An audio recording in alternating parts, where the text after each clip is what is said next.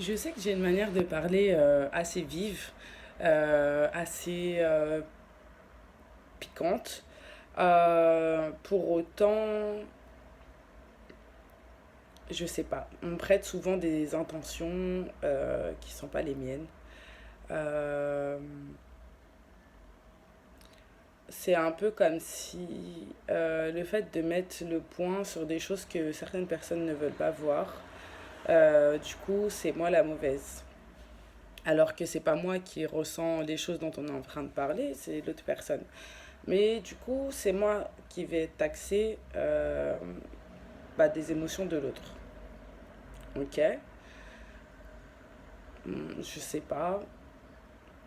Moi, ça me laisse dubitative et en même temps, je me dis, allez hop, j'ai pas le temps pour ça.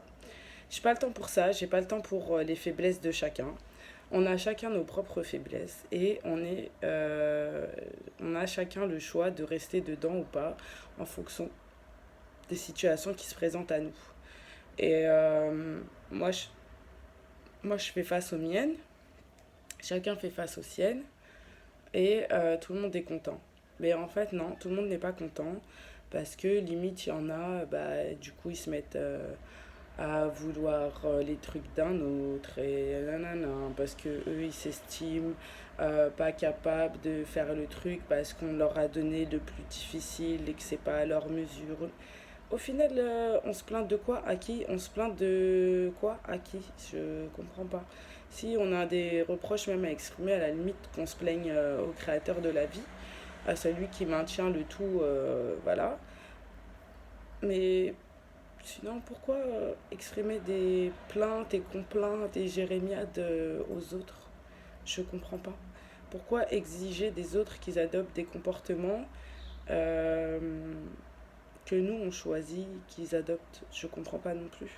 Bien sûr, moi si je pouvais décider du comportement de chacun à mon égard et à l'égard des autres, voilà, vous vivriez pas comme vous vivez aujourd'hui, hein, je vous le garantis.